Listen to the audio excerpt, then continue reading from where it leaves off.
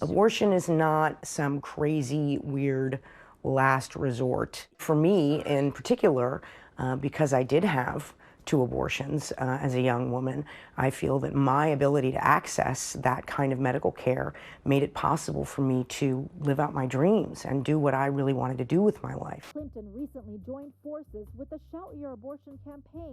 All human life is precious. Where's the money coming from to support people who aren't ready to be mothers or aren't financially stable to take care of a child? You simply cannot defer protecting lives of unborn children because of cost. It's a law that's designed to end Roe v. What if we're being provided with two wrong answers? As Christians, we have to frame this issue for ourselves, and we have to make sure that we're being faithful to God and loving to our communities. There are polarizing voices shouting on both sides of this issue. On one side, there are progressives who argue for a woman's choice. On the other, conservatives who argue for the life of the unborn child. But both sides are leaving out crucial aspects of the reality of abortion. One speaks to the heart of women's struggles. Women who often feel oppressed, controlled, and victimized by men desire sexual autonomy in a society that has a history of shaming women. They want the freedom to choose the outcome of their own lives. The other side speaks on behalf of a child who's voiceless, who's not yet born, yet still very much alive, valuable, and deserves the right to develop and grow in their mother's womb. Amongst all the shouts, neither side is listening to the other. And neither side answers with a holistic approach to the problem. While progressives advocate for the rights and protection of women, they do this at the expense of her child and family. Helping a woman to abort her child does not solve her problems, but it can often cause more. A significant amount of women who undergo abortions report mental distress and anguish after having the procedure. While some conservative voters and policymakers fight for women to go through with unplanned pregnancies, they often fight against social policies that make it possible for these women to care for their children and themselves. Neither the progressive nor the conservative answer lives up to the gospel call. The Bible demands a framework that includes both compassion and conviction. The gospel calls us to a sincere compassion for human life and advocates for human flourishing from the womb to the tomb.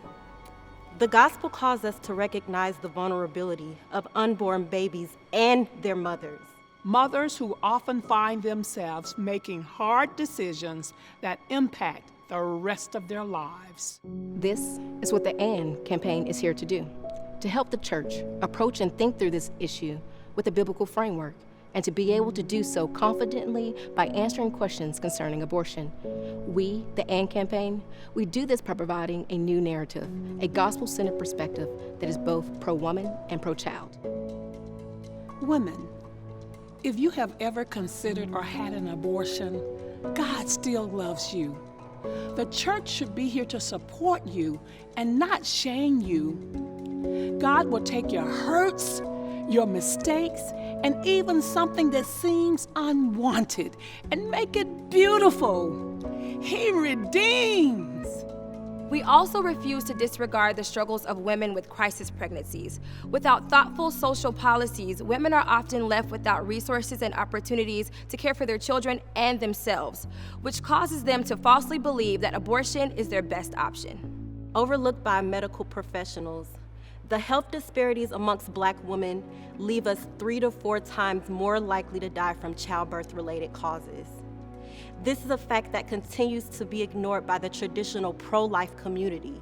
When Black women who have chosen to carry their child to full term are still at risk of death, we must lead with a more compassionate posture and provide a community of support to these mothers who are faced with such bleak realities. Despite some extreme policies of the prominent voices in the pro-life movement, as Christians, we cannot pretend the child doesn't exist.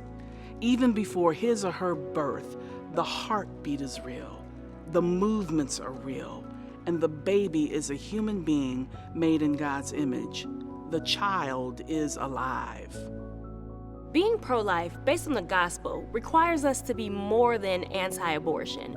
It requires us to be true to our convictions of being a voice for the voiceless babies, while also being a community of support for the women, the mothers, engaging with sincere love and understanding and compassion of Christ. Because at the heart of the matter is life.